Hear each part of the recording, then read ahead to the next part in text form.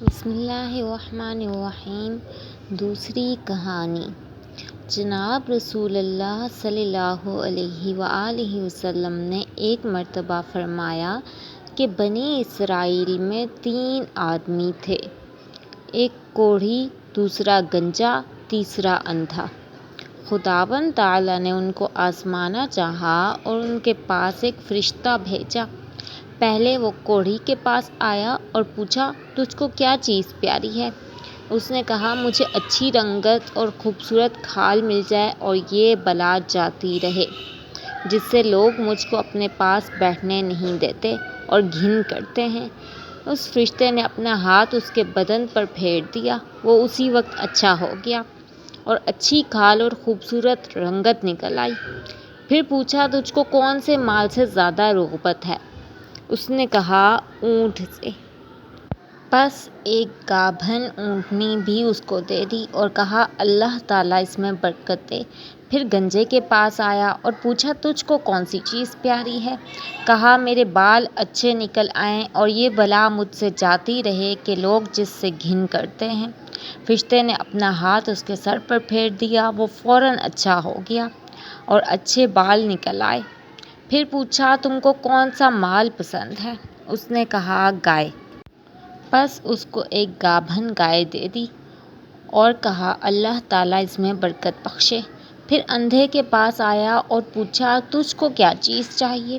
کہا، اللہ تعالیٰ میری نگاہ درست کر دے کہ سب آدمیوں کو دیکھوں۔ اس فرشتے نے آنکھوں پر ہاتھ پھیر دیا، اللہ تعالیٰ نے اس کی نگاہ درست کر دی۔ پھر پوچھا، تجھ کو کیا مال پیارا ہے؟ کہا، بکری۔ پس اس کو ایک گابھن بکری دے دی۔ تینوں کے جانوروں نے بچے دیے۔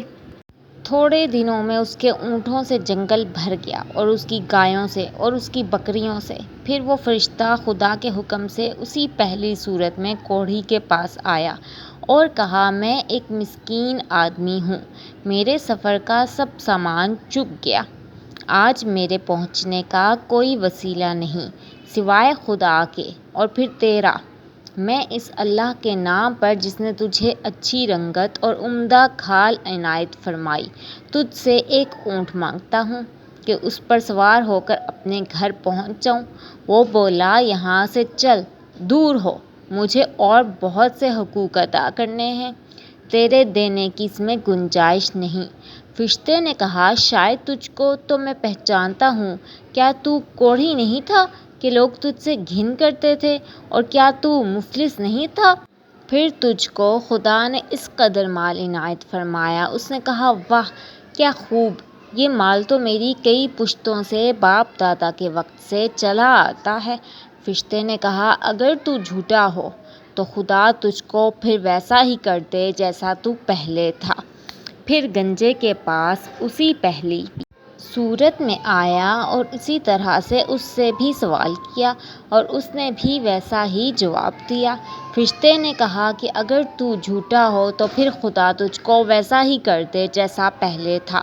پھر اندھے کے پاس اسی پہلی صورت میں آیا اور کہا، میں مسافر ہوں، بے سامان ہو گیا ہوں، آج بجز خدا کے اور پھر تیرے سوا کوئی وسیلہ نہیں ہے۔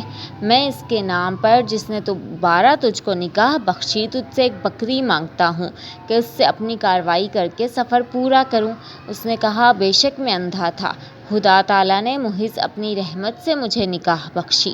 جتنی بکریاں تیرا جی چاہے لے جا اور جتنی چاہے چھوڑ جا، خدا کی قسم کسی چیز سے میں تجھ کو منع نہیں کرتا۔ فرشتے نے کہا، تو اپنا مال اپنے پاس رکھ، مجھ کو کچھ نہیں چاہیے، فقط تم تینوں کی آزمائش منظور تھی سو ہو چکی، خدا تجھ سے راضی اور ان دونوں سے ناراض۔ فائدہ: خیال کرنا چاہیے کہ ان دونوں کو ناشکری کا کیا نتیجہ ملا کہ تمام نعمت چھن گئی اور جیسے تھے ویسے ہی رہ گئے اور خدا ان سے ناراض ہوا، دنیا اور آخرت دونوں میں نامراد رہے۔ اور اس شخص کو شکر کی وجہ سے کیا عوض ملا کہ نعمت بحال رہی اور خدا اس سے خوش ہوا اور دنیا اور آخرت میں شاد بامراد ہوا۔ آج کی کہانی میں نے آپ کو سنائی اور امید کرتی ہوں آپ کو یہ والی کہانی بھی پسند آئی ہوگی۔ اگر آپ کو پسند آئی ہے تو آپ ویڈیو کو لائک کیجیے گا، چینل کو سبسکرائب کریں، ایسی مزے کی ویڈیوز اور اسلامک ویڈیوز آپ کو ملتی رہیں گی، اور آپ کمنٹ کر کے مجھ سے کسی بھی ٹاپک پہ ویڈیو بنوا سکتے ہیں۔ صدقہ جاریہ سمجھ کر اس ویڈیو کو اپنے فرینڈز اینڈ فیملی ممبرز کے ساتھ شیئر کیجیے، تاکہ آپ کی طرح کوئی اور بھی یہ کہانی پڑھے اور وہ آگے بھی شیئر کرے۔ اور ابھی میں آپ سب لوگوں سے اجازت کروں گی۔ آپ سب کو خدا حافظ، فی امان اللہ۔